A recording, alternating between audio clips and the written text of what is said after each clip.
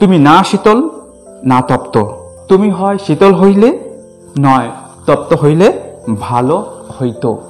এই রূপে সবাইকে জয় যিশু। সবাই কেমন আছেন? আশা করি সবাই ভালো আছেন। Welcome to our channel. আমাদের চ্যানেলের পক্ষ থেকে জানাই সাদর আমন্ত্রণ এবং আমার বুক ভরা ভালোবাসা। আজকে আমরা যে টপিকটি নিয়ে আলোচনা করছি সেটি হয়েছে পাটুম দ্বীপে যোহনের দর্শন। পাটুম দ্বীপে যোহনের দর্শন। আজকে এই প্রচারটি শুধুমাত্র তাদেরই জন্য যারা ভবিষ্যৎবাণী শোনে, যারা ভবিষ্যৎবাণী পড়ে এবং যারা বিশ্বাস সহকারে ভবিষ্যৎবাণী পালন করে, তাদের জন্য আজকে এই প্রচারটি। আপনারা কম বেশি সবাই জানেন, পুরাতন নিয়মে যে 39টি বই রয়েছে তার প্রথম বই হচ্ছে আদিপুস্তক এবং শেষ বই হচ্ছে মালাখি, এবং নতুন নিয়মে যে 27টি বই রয়েছে তার প্রথম বই হয়েছে মথি এবং শেষ অ্যান্ড ফাইনাল পুস্তক হয়েছে প্রকাশিত বাক্য। এই প্রকাশিত বাক্য সম্পর্কে আজকে আমরা অবশ্যই জানব। আমি আপনাদের হয়ে একটা পদ পড়ছি। প্রকাশিত বাক্য 1 অধ্যায় 19 পদে কি লেখা রয়েছে? প্রকাশিত বাক্য 1 অধ্যায় 19 পদে লেখা রয়েছে, অতএব তুমি যাহা যাহা দেখিলে এবং যাহা যাহা আছে ও ইহার পরে যাহা যাহা হইবে সে সমস্তই লিখো। এই যে তুমি লিখো, যেটা যেটা তুমি দেখেছো সেটা তুমি লিখো। কে কাকে বলেছে সেই বিষয়ে আজকে আমরা আলোচনা করব। এখানে যোহনের অর্থাৎ সাধু যোহনের সম্পর্কে বলা হয়েছে। আপনারা কম বেশি সবাই জানেন যে প্রভু যিশুর মোট 12 জন শিষ্য ছিল। একজন শিষ্য তো গলায় দড়ি দিয়ে মারা গেল, সে ইস্করিওতীয় জিহুদা। পরবর্তী সময় যে অন্যান্য শিষ্যরা ছিল তাদের যে মর্মান্তিক মৃত্যু, সেই মৃত্যু সম্পর্কে আমি আলোচনা করছি। এই যে সাধু যোহন, যে প্রকাশিত বাক্যের লেখক সাধু যোহন, তার সম্পর্কে আমি একটু বলতে চাই। প্রকাশিত বাক্য এটি লেখা হয়েছে এডি 90 থেকে এডি 96। প্রভু যিশুর যে শিষ্য ছিল তার মধ্যে একজন, তিনি হচ্ছেন যোহন, অর্থাৎ শিষ্য যোহন। তিনি এই পুস্তকটি লিখেছেন। সাধু যোহন সম্পর্কে যখন একটু বলবো হয়তো আপনাদের একটু খারাপ লাগবে।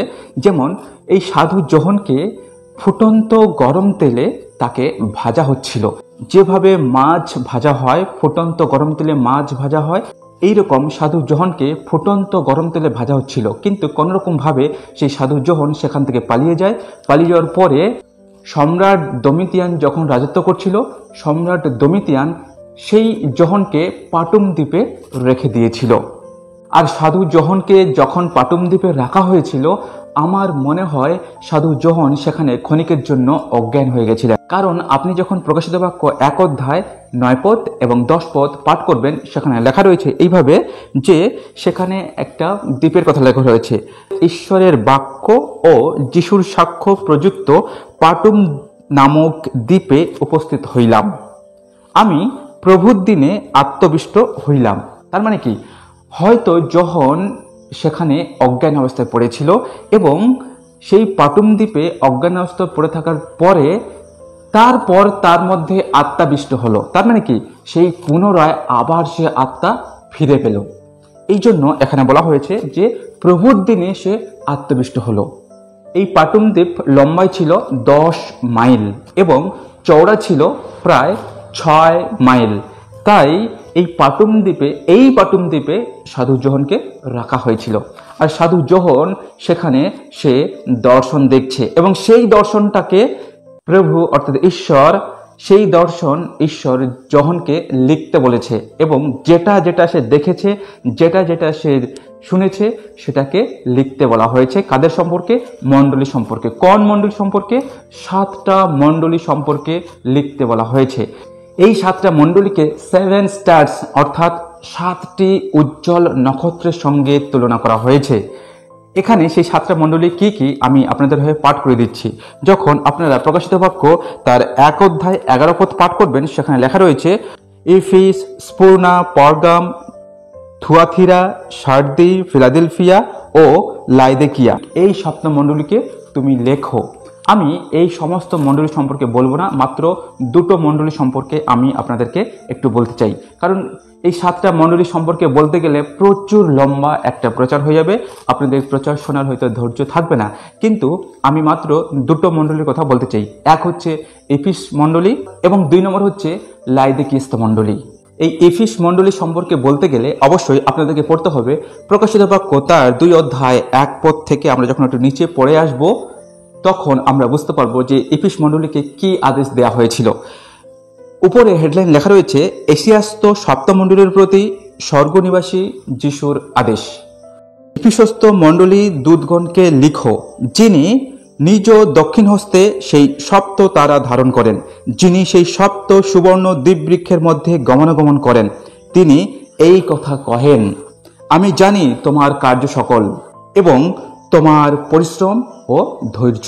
তাহলে এই যে দ্বীপবৃক্ষের স্থানের মধ্যে যে গমনাগমনের কথা বলা হয়েছে, কে গমনাগমন করছে এখানে আমাদেরকে বুঝতে হবে। এখানে প্রভু যিশু স্বয়ং সেই দ্বীপবৃক্ষের স্থানের মধ্যে গমনাগমন করছেন।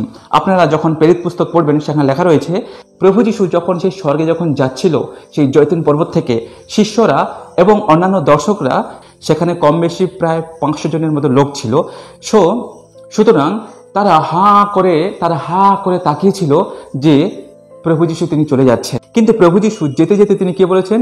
তিনি বলেছেন যে তোমরা হা করে তাকিয়ে থেকো না, আমি তোমাদেরকে আবার নিতে আসব। সেই প্রভু যিশু তিনি পিতা ঈশ্বরের দক্ষিণ পার্শ্বে স্বর্গস্থানে বসে রয়েছেন, দ্বীপবৃক্ষের স্থানে তিনি গমনাগমন করছেন এবং তিনি আমাদেরকে নিতে আসবেন কোথায়? মধ্য আকাশে। প্রভু যিশুর যখন দ্বিতীয় আগমন হবে তখন তিনি ডাইরেক্টলি তিনি এই পৃথিবীতে আসবেন না, তিনি মধ্য আকাশে আসবেন এবং মধ্য আকাশে এসে তিনি আপনাকে প্রশ্ন করবেন যে আপনাকে যে কার্য সকলে ভার দেয়া হয়েছিল সেই কার্য সকল আপনি সম্পূর্ণ করেছেন কিনা, আপনি ধৈর্য সহকারে সেই কার্য করেছেন কিনা। এবং প্রকাশিত বাক্য 2:4 লেখা রয়েছে যে তথাচ তোমার বিরুদ্ধে আমার কথা আছে, তুমি আপন প্রথম প্রেম পরিত্যাগ করিয়াছ। তোমার বিরুদ্ধে আমার কথা আছে। এফিস মণ্ডলীকে কি বলছে? তোমার সম্পর্কে আমার কথা আছে। প্রভু যিশু যখন মধ্য আকাশে আসবেন এবং এসে আপনাকে যদি প্রশ্ন করেন তোমার বিরুদ্ধে আমার কথা আছে, কি কথা থাকতে পারে?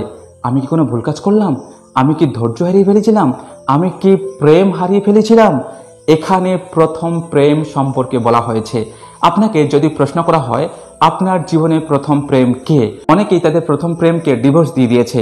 আপনাকে যদি প্রশ্ন করা হয় আপনার প্রথম প্রেম কে, তখন নিশ্চয়ই আপনি কিন্তু বলবেন আপনার স্ত্রী আপনার জীবনে প্রথম প্রেম। দ্বিতীয়ত আপনি বলবেন যে আপনার জীবনে প্রথম প্রেম হয়েছে সন্ততি। কিন্তু না, আমাদের জীবনে প্রথম প্রেম হচ্ছে প্রভু যীশু খ্রিস্ট। সেই প্রভু যীশু খ্রিস্টকে আমরা পরিত্যাগ করেছি কিনা এখানে প্রশ্ন করছে।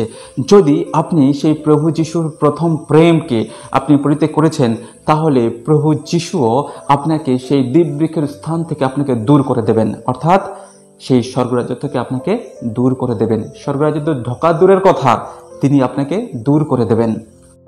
2:5 বলা হয়েছে মন ফিরাও। অর্থাৎ আমরা এখনো অনেকে পাপের মধ্যে জীবনযাপন করছি, নোংরামির মধ্যে জীবনযাপন করছি, আমরা এখনো মন ফিরাতে পারিনি। আপনাদেরকে একটা উদাহরণ দিলে বুঝতে পারবেন। তুরস্ক বলে একটা কান্ট্রি আছে। এই তুরস্ক দেশটা আগে খ্রিস্টিয়ান দেশ ছিল, কিন্তু এই তুরস্ক দেশ তারা মন ফিরাতে পারেনি বলে পরবর্তী সময়ে সম্পূর্ণ এই দেশটা মুসলিম কান্ট্রিতে পরিণত হয়ে গেছে। তাই প্রভু যীশু আজকে আপনাকেও বলছে মন ফিরাও। অর্থাৎ আমরা যদি সেই নোংরা জীবনযাপন করছি, আমরা যদি সেই পাপের মধ্যে জীবনযাপন করছি, তাহলে অবশ্যই আমাদেরকে মন ফিরাতে হবে। আর আমরা যদি মন ফিরাতে না পারি, তাহলে প্রভু যীশু আপনার থেকে মন ফিরিয়ে নেবেন, আপনাকে দূর করে তাড়িয়ে দেবেন। এখন আমি আরেকটা মণ্ডলী সম্পর্কে বলতে চাই, সেটা হচ্ছে লাইদিকেস্থ মণ্ডলী। যখন আপনারা প্রকাশিত বাক্য 3:14 পাঠ করবেন, সেখানে 7 নম্বর যে মণ্ডলীটা রয়েছে সেই সম্পর্কে বলা হয়েছে, আর লাইদিকেস্থ মণ্ডলীর দূতগণকে লিখো, যিনি আমেন, যিনি বিশ্বস্য, যিনি সত্যময় সাক্ষী, যিনি ঈশ্বরের সৃষ্টির আদি, তিনি এই কথা কহেন, আমি জানি তোমার কার্য সকল, তুমি না শীতল না তপ্ত।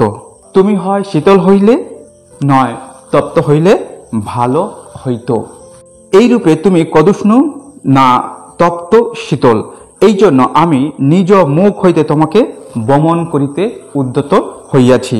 তুমি কহিতেছ আমি ধনবান, ধন সঞ্চয় করিয়াছি, আমার কিছুই অভাব নাই, কিন্তু জানো না যে তুমি দুর্ভাগা, কৃপাপাত্র, দরিদ্র, অন্ধ এবং তুমি উলঙ্গ। লাইদিকেস্থ মণ্ডলী সম্পর্কে একটু ব্যাকগ্রাউন্ড বলতে চাই। এই লাইদিকেস্থ শহরটি ছিল অনেক অনেক ধনী শহর এবং তারা শিক্ষা দীক্ষায় খুব ভালো ছিল। সেই জন্য তারা সেখানে চক্ষু বিদ্যায় পারদর্শী ছিল এবং তারা চোখের অপারেশন করত, চোখের পরীক্ষা করত, চোখের চিকিৎসা করত। এক কথায় বলা হয় চোখের চিকিৎসা করত এবং তাদের প্রচুর টাকা ছিল, তারা অনেক ধন সঞ্চয় করেছিল। সেই জন্য এখানে বলেছে যে আমি ধনবান, আমি ধন সঞ্চয় করিয়াছি, অনেক ধনবান ছিল। আপনি দেখবেন যে আপনার জীবনে সব কিছু পরিপূর্ণ থাকা সত্ত্বেও দেখবেন একটা না একটা জিনিস আপনার জীবনে অভাব থাকবে। ঠিক এইরকমই লাইদিকিয়াস্ত মণ্ডলী বা লাইদিকিয়াস্ত শহরে লোকজন যেহেতু ধনী ছিল, তাদের কাছে টাকা পয়সা, ধন দৌলত, গাড়ি বাড়ি সব ছিল, কোনো অভাব ছিল না। কিন্তু একটা জিনিসের অভাব ছিল। কি অভাব? জলের অভাব। যেহেতু এই শহরটি পাহাড়ের মধ্যে অবস্থান করছিল, তারা পাহাড়ের মধ্যে বসবাস করছিল, তারা পাহাড়ের মধ্যে বসবাস করার জন্য তাদের কাছে জলের অভাব ছিল। আর তারা সেই দূর থেকে তারা জল নিয়ে আসতো, অর্থাৎ তারা সেই পাহাড় কেটে কেটে প্রায় 20 কিলোমিটার দূর থেকে তারা সেই শহরে অর্থাৎ সেই পাহাড়ি অঞ্চলে তারা জলটাকে নিয়ে আসতো। সেই জলটা সেই 20 কিলোমিটার থেকে আস্তে আস্তে তাদের স্থানে যখন পৌঁছাতো, সেটা হয়ে যেত এইরকমই, তুমি না শীতল, তুমি না তপ্ত। মানে সেই জলটা খুব ঠান্ডা থাকতো না, আবার সেই জলটা খুব গরম থাকতো না, এমন ভাবে জলটা থাকতো সেটা পান করার যোগ্য হতো না। সেই জন্য এই কথাটা কিন্তু এখানে উল্লেখ করা হয়েছে, তুমি না শীতল, তুমি না তপ্ত, তুমি না ঠান্ডা, তুমি না গরম। সেই লাইদিকিয়াস্ত মণ্ডলীতে এবং লাইদিকিয়াস্ত শহরে মানুষের যেহেতু প্রচুর টাকা পয়সা, ধন দৌলত, গাড়ি বাড়ি প্রচুর ছিল, সাথে ছিল প্রচুর অহংকার। এই অহংকারের জন্য ঈশ্বর তাদেরকে বমি করতে বাধ্য হচ্ছে। আপনাকে একটা উদাহরণ দিলে বুঝতে পারবেন। আপনি আমার বাড়িতে এসেছেন এবং আমি আপনাকে এটা চা দিলাম, অর্থাৎ টি গিফট করলাম। চা যখন আমি দিলাম, সেই চাটা যখন আপনি পান করছেন, তখন সেই চাটা নাও গরম, সেই চাটা নাও ঠান্ডা, মিডল পয়েন্টে রয়েছে। সেই চা আপনার কাছে স্বাদযুক্ত লাগছে না, তখন আপনি কি করবেন? সেই চাটাকে আপনি মুখ থেকে ফেলে দিতে চাইবেন। ঠিক একই রকম ভাবে এই লাইদিকিয়াস্ত মণ্ডলীর মানুষের জীবনে প্রচুর টাকা পয়সা থাকা সত্ত্বেও সাথে প্রচুর অহংকার ছিল। সেই জন্য ঈশ্বর তাদেরকে বমি করতে চেয়েছে।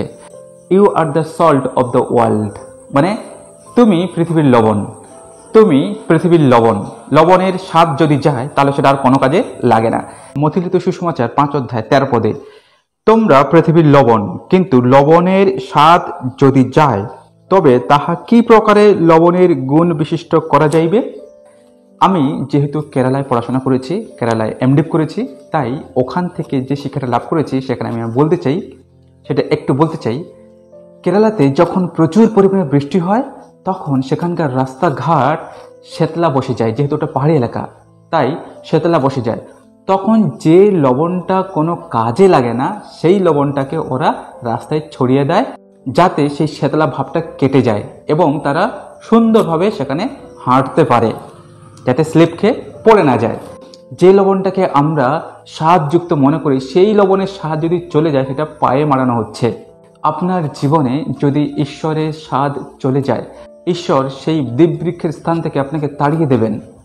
আমার খ্রিস্টতে প্রিয় ভাই এবং বোন, প্রভু যীশু যখন তার দ্বিতীয় আগমনে মধ্য আকাশে আসবেন এবং আমাদেরকে যখন প্রশ্ন করবেন, আমি কি ধৈর্যশীল, আমি কি সেই প্রেম এখনো পর্যন্ত রেখেছি, নাকি মন্দতার সঙ্গে যুক্ত রয়েছি, পাপ কাজের সঙ্গে যুক্ত রয়েছি, মদ্যপানের সঙ্গে যুক্ত রয়েছি, বিভিন্ন নেশা কাজের সঙ্গে যুক্ত রয়েছি।